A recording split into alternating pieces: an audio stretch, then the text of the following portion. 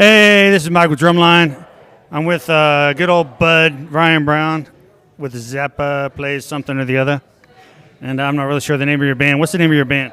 The name of the band is Dweezil Zappa, and the name of the tour is Dweezil Zappa Plays Whatever the Fuck He Wants, and specifically the Cease and Desist tour. Ryan, I haven't interviewed you for like 2 years. Tell me what you did every day for the last 2 years. It's a great question. So drumline.net. So when I wake up in the morning, no, I'm just kidding. So we played a bunch of shows last year. We were on the road for 149 days. We did 101 shows in 149 days. We played the whole One Size Fits All record, front to back. It was awesome. We went all over the world. Went to South America. Went to Europe a couple of times. This year we've been doing a different set list. And at the beginning of this year, we did a tour for Dweezil's solo record, which is called Via Zamata. And that was great. So that was the spring portion of touring. And in the summer, we did a bunch of awesome shows. We played Red Rocks. And one of the highlights was we closed the Montreux Jazz Festival in Montreux, Switzerland on the 50th anniversary of the Montreux Jazz Festival, opening for Deep Purple on the 45th anniversary of the Smoke on the Water concert. And they mentioned Zappa in the Smoke on the Water song, do they not? They do, yeah. So that was the story. They were Frank was playing in Montreux, and Deep Purple was driving around the lake, and the venue that Frank was playing caught on fire. And there's a bootleg of that actually from the Beat the Booth series called Swiss Cheese Fire, and so that the fire started, and Deep Purple was driving around the lake and saw it, and they wrote "Smoke on the Water" about that. So it was the 45th anniversary of Smoke on the Water. And that was pretty incredible, hanging out with Ian Pace and Steve Morse and everybody else all day. That's trippy. Anyway, you talk about Via Zamata, and you played that top to bottom, didn't you? I did, yeah. Yeah, it was super fun. Yeah, the first song we recorded for it was a song called Malkovich, featuring John Malkovich on vocals. And we did that in a day. We from beginning to end, when there was no song to the time it was completed and mixed, was like 10 hours. It was Dweezil and Kurt, Morgan and I. It was super fun. Did he give you any tips on being John Malkovich? He did not. Actually, I didn't meet him, but John just did a coffee table book recreating a bunch of famous photos. And in the book, he wanted to include a CD, and so he recorded himself reading Plato the Republic, and part of that, and gave it to like 10 different artists. And it was Dweezil, Yoko Ono, Rick Ocasek from the Cars, somebody from the Cranberries, of some other people, and he gave us all the same thing. And so there were no rules; just turn this into music, and that's what we did. And it's cool because everybody did a totally different thing. Oh, wow. So, well, you told me some secrets today. Can you share any of those secrets this evening? Because we had some secrets over dinner. Well, what things are secrets and what things aren't secrets? Tell me the things that aren't secrets. The things that aren't secrets are not secret. Things that are secrets are secret. But some of the things you had going, something special happened yesterday. Is that supposed to be a secret? Oh, no, that's not. Tell us what happened yesterday. Yes, sorry. Now I know what we're talking about. Yesterday in Chicago, there was a camera crew that came out. It was all facilitated by Vic Salazar from Vic's Drums in Chicago. And we were videoed for the show and interviewed for a documentary coming out called Masters of Resonance. That's a documentary about DW drums and Taylor guitars.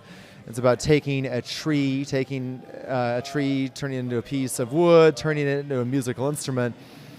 And the whole thing is going to be narrated by Neil Peart, which is awesome. And I don't know when it's going to come out, but sometime probably next year, I'm guessing. Is John Good in the documentary? I am almost positive John Good is in the documentary. I don't know that for sure, but I'm almost positive he is. Okay. Well, we had to put some guitars in there, but it's mostly how to make cool drums and to play cool drums. By Ryan Brown. So Ryan Brown, talk about, 1 second, your DW cool drums. My DW kit is a Champagne Sparkle kit, 22-inch kick, 10, 12, 13 racks, 16, 18 floors, rototoms, 6, 8, 10, crash on the left, splash, bell, a couple other crashes, ride, couple of Chinas. And most of the Champagne Sparkle DWs I've had for probably 10 years or so.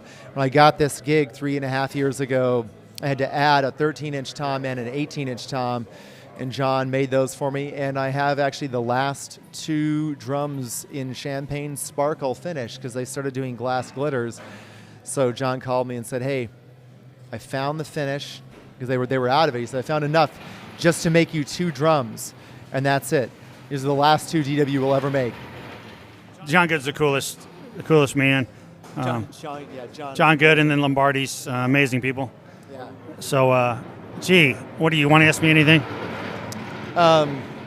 What kind of drums are you playing right now?